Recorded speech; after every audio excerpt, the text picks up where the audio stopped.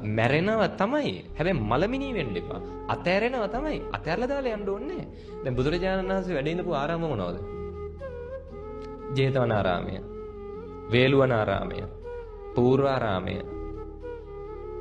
නිග්‍රෝධාරාමය, ഘോഷිතාරාමය. ඒතර හිතන්න මොනතරම් බුදුරජාණන් වහන්සේට ආරාම තිබ්බද? අහලා තියනවද බුදුහාඳුර කොහොමද වැඩ හිටපු ඒ කුටි කියලා? ඒ සුගන්ධ කුටියනේ නිතර සුවඳ හමන. හරි ලස්සන කුටියක්. එතකොට රජ කෙනෙක් වගේ ඒ කුටිය උන්වහන්සේ වැඩ ඉඳියද නැද්ද? වැඩ ඉඳි ඒ සැප සම්පත් උන්වහන්සේට තිබුණා.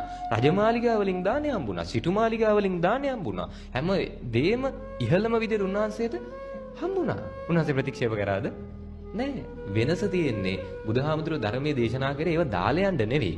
උන්වහන්සේ දේශනා කරේ තිබ්බට කමක් නෑ. එක හිතින් ඉන්න. තේරෙනවද කියන එක? සමසිතින් ඉන්න. අපිට ප්‍රශ්නේලා තියෙන්නේ අපේ ගෙදර නිින්ද යනවා වෙන ගෙදර ගියාම අපිට ඒ ගෙදර ඇඳේ නිින්ද යන්නේවත් නෑනේ. අපිට අපේ ගෙදර තරම් වෙන ගෙදර ගියා නිින්ද යන්නේ නෑ. නේ අපිට තියෙන ප්‍රශ්න. බුදුහාමුදුරුවෝ එහෙම නෙවෙයි. ජේතවනාරාමෙත් වැඩ හිඳියා. ඒ වගේම පාරලිය වනෙත් ඒ විදිහටම වැඩ හිඳියා. අන්න ඒකයි. ඒ නිසා හම්බ කරන්න, සතුටින් ඉන්න, තව දියුණු වෙන්න, තව දේවල් ජීවිතේ එකතු කරගන්න. හැම මොහොතකම අවබෝධයෙන් ඉන්න, සතුටින් ඉන්න, නැති වෙන්න පුළුවන්, අතෑරෙන්න පුළුවන්. හැබැයි හම්බ කරන්න, සතුටින් ඉන්න.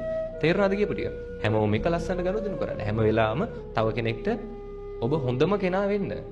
හැබැයි ලංකාවෙන් වෙන්න පුළුවන්ද? කොච්චර කරත් එහෙම වෙන්න බෑ. හරිද?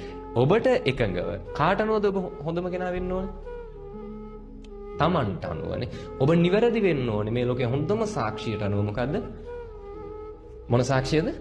හෘද සාක්ෂිය නේ. ඔබේ හෘද සාක්ෂියට අනුවයි ඔබ නිවැරදි වෙන්න ඕනේ. ඔබේ හදවතට එකඟව ඔබ නිවැරදි නම් ලෝකෙකට ඕන දෙයක් කියන්න දෙන්න. ඕන කෙනෙකුට ඕන දෙයක් කරන්න දෙන්න. බය වෙන දෙයක් නෑ. හදවතට එකඟව ජීවත් වෙන්න. නිවැරදිව ජීවත් වෙන්න. හරියට ජීවත් වෙන්න.